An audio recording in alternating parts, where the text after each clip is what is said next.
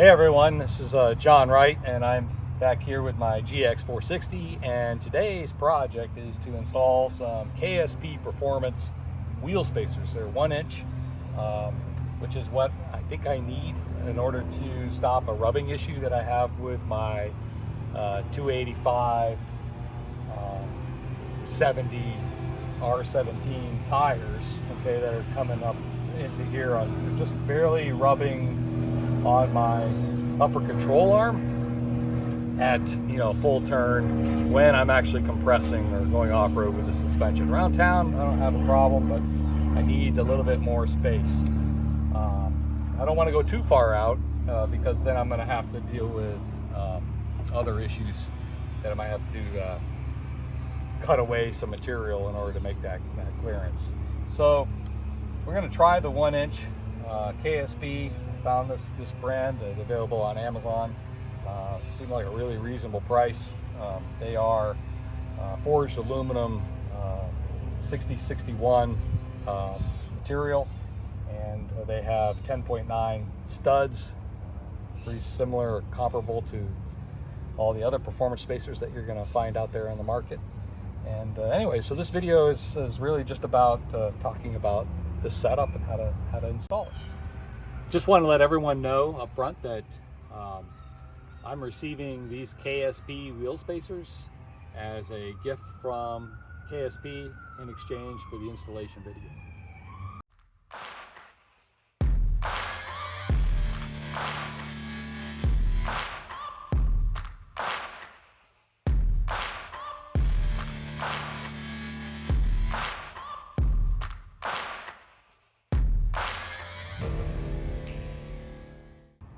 Okay, one of the first things you're going to need to do after you get your wheel off is to prep the surfaces on your vehicle, as well as on the hub itself and on the actual tire, where there may be some corrosion. You don't have to go crazy about it, but you want to get it kind of clean so that it's as level as possible.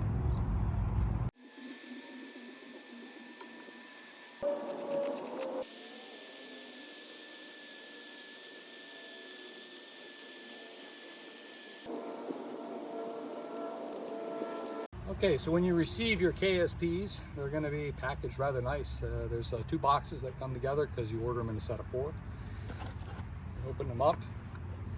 Comes with its own Loctite, whether you use their version or you want to use regular Loctite. This is blue. I'm going to use Loctite blue. Inside, you're going to get 2 spacers per box. Nice package. They present very well. See, here to be high quality aluminum, forged aluminum.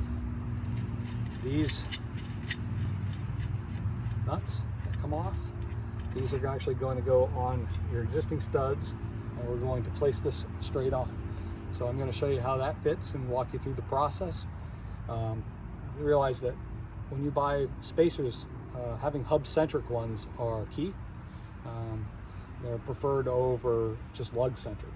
So you want a hub-centric spacer, then your wheels will be actually lug-centric on the outside. But this part you want to line up and be fit really snug over the center of the wheel hub here. So if we put these in, put that on there, you'll see that lines it up perfect. There's no movement. It's on there nice and solid. And again, after we prep the surface here a little bit more, I'm going to do one more step to it. Then I'm going to turn the cone part in, and that's going to self-align that, and we're going to then torque that down the spec.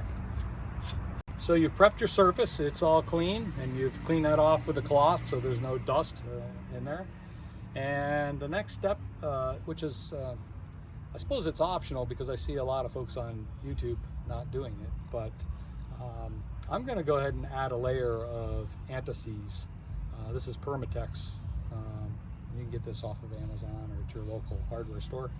And you're just going to take this and you're going to brush this on all over the surface. Don't get it on the threads, okay?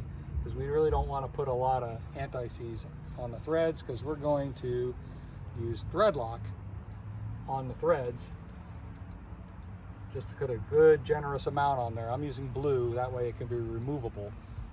Some people advocate for using red. If you use red, it's going to be on there, no doubt, permanent. You may need to use a torch in order to get it off. Everything but maybe crankshafts, I would probably recommend that you're going to use blue.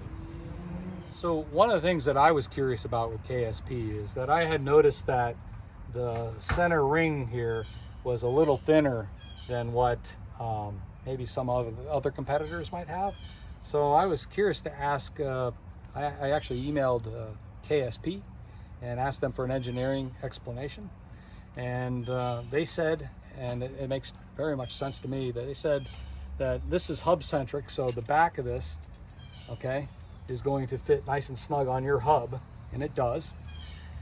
This part, okay, is more of a guide to put the wheel on, but your wheel actually rides over the top of this, and it is actually centered by the lug nuts that are going on here. Okay, so this is not as critical that be the same diameter, outside diameter matches your interior diameter of your wheel.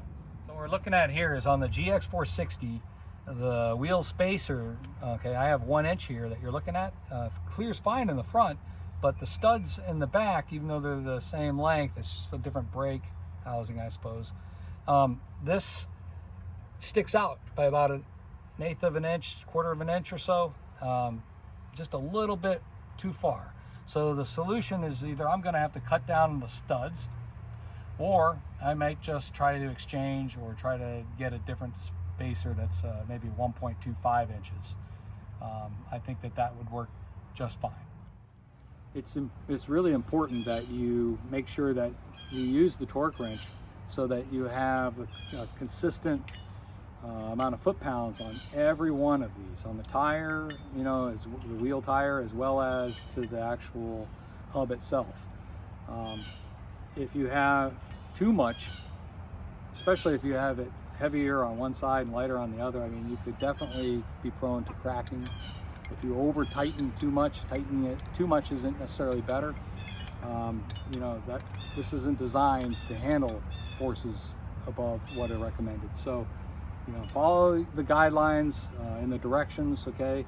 It depends on the size of the studs that are going to be recommended, the foot-pounds range, and also look at your vehicle recommendations. What does the vehicle, like my Lexus, recommend?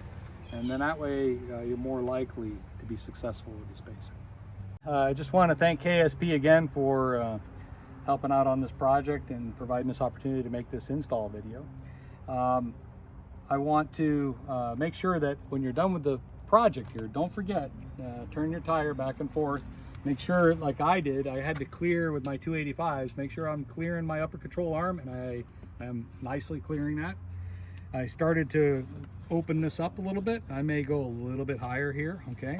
So trim out this plastic, and you might have to address, I still haven't decided yet whether I need to trim this or just remove that plate. It's just a plastic piece, which I have about 1 inch of clearance even behind that. So that's all I have for the install.